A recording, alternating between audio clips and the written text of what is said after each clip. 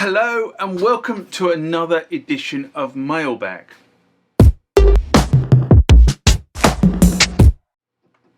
What is Mailbag? Well, Mailbag is a feature of the channel where you guys leave lots of comments on the channel and I attempt to answer those comments, or if I can't answer those comments, I throw it out to you guys who have more knowledge on some of this stuff than I do. So let's get into the first mailbag of this session. Remember, like, comment, subscribe to the channel. Go over to Instagram and follow me there. Go over to Facebook, follow me there. That's where the normal notices are. And consider becoming a Patreon.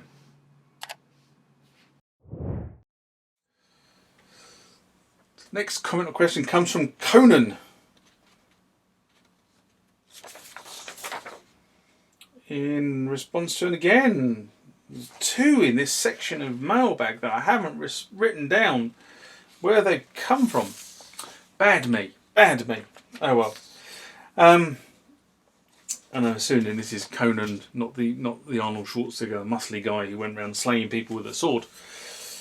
Anyway, I digress. I still remember that day vividly. In early 1990, going into one of the finest music stores here and a Korg importer. I wanted to try everything and especially looking for that Korg T3.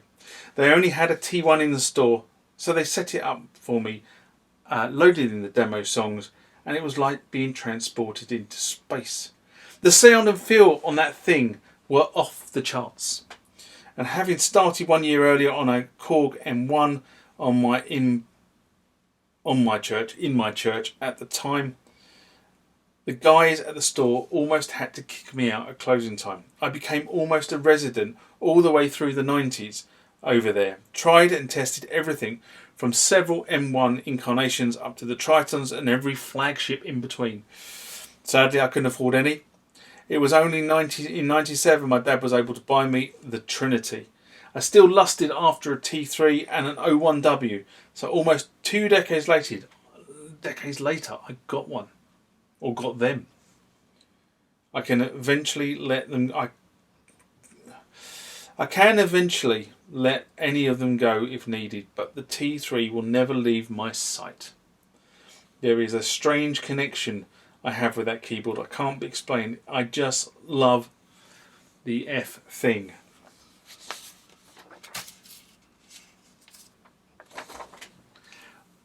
We had a show in the UK called Sorry, with a famous comedian playing the lead role, and he would say "damn and blast," and all of a sudden you'd hear in the background his father say, "Language, Timothy! Language, please." People who are young people can listen to these things. But I do know where you're coming from. Any opportunity to go and play synths in the 90s would be taken. For me, there were a few shops that I would really frequent. If you follow the channel on social media, you know you've heard me talk about a shop called Project Music. Sadly, no more. There was City Music. There were several branches of this store in the local area where I lived, and the other branches concentrated in organs and piano, but the smaller branch was orientated towards the synthesizer. And I never understood how they crammed so many synthesizers into such a small shop. It wasn't a huge shop. It was probably not much bigger than my workshop here, but they had so many synths in there and wires everywhere.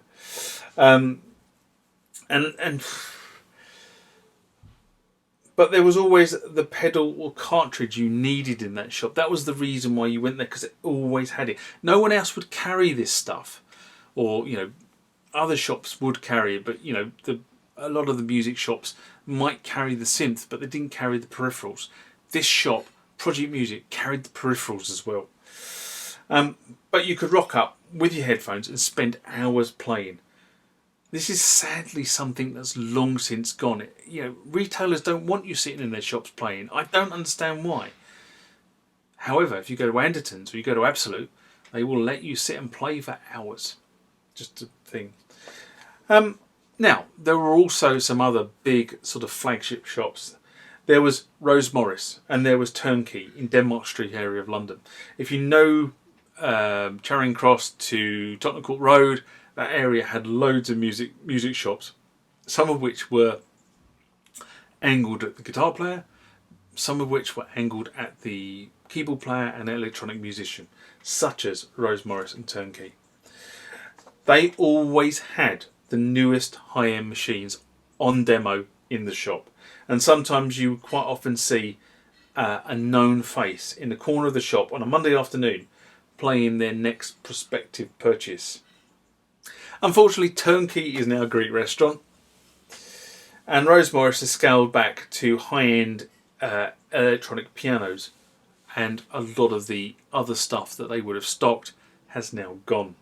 Sadly, the internet and online purchases, I think, has killed a lot of these fab places. I think that was Turnkey's demise. I think it was expensive rent being the centre of London and people turning to the internet. Anderton's has a really good business model. They're not in London for starters. They're in Guildford, which is outside London. Rents are cheaper. I suspect, given the size of Anderton's and how long it's been there, I suspect they own the site, so that kind of makes things a little easier. They're not having to pay huge amounts of rent to an unscrupulous landlord. And they do carry a decent whack of stock. It's only now, I think, people realise the enthusiasm and expertise that these places employed. You could go into Rose Morris and you could talk for hours to somebody who knew how that synthesizer, because they were playing with them outside hours. The shop would close and these guys would carry on playing with these synths to understand it, because they knew if they could demonstrate these synths to their capabilities to musicians who came into the store, these guys who used these synths to earn a crust would buy them. You know, manufacturers don't give away synthesizers as often as you might think. In fact, there's actually been a thing from Behringer recently saying, you know, don't slate us because we don't give you a free synthesizer. If you help us develop the synth, we'll look at your case. But just because you're an influencer doesn't mean you get one of our synthesizers for gratis, or we give it to you to do a demonstration or an influencer piece. Very, very interesting, their stance on this stuff. Now, YouTube is not a substitute for any face-to-face nerdy synth debate. I've said that many times in the past.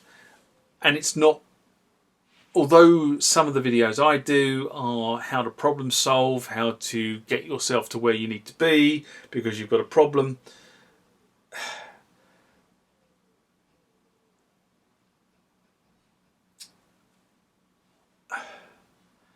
Quite often you'd walk into a shop with a nerdy synth dude and they would look at what you're trying to do and sometimes talk themselves out of a sale because it wasn't right for you. You don't get that from YouTube. YouTube doesn't tell you what's wrong. It tells you how it can help you. It doesn't tell you how the workflow doesn't work for you. These are things that you don't... I mean, I've bought keyboards in the past. I bought brand new keyboards in the past. And I can't get on with them. I've sold them. And people say, but that was a brilliant keyboard. Yeah, it was. Didn't work for me. And you don't find that out until you play with it. Now, in the 90s, just to finish off on this one, I never had any money. I was a trainee accountant, living from paycheck to paycheck, and I didn't have any money to fulfill my ambitions. But I made up for that since.